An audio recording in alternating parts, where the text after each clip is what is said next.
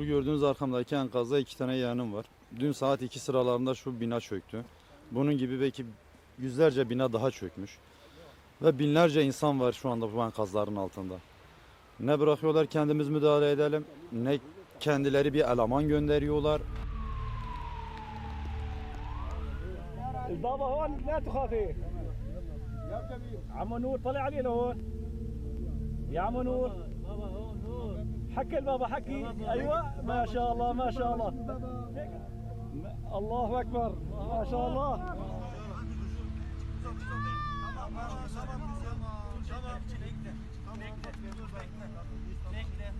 Şeyi getir. İpi al abi.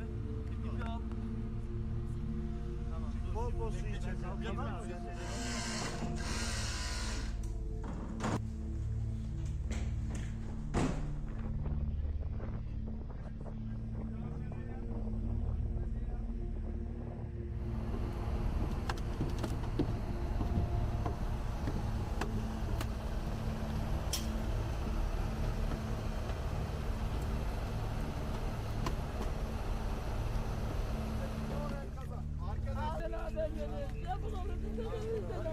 İnşallah, inşallah, inşallah.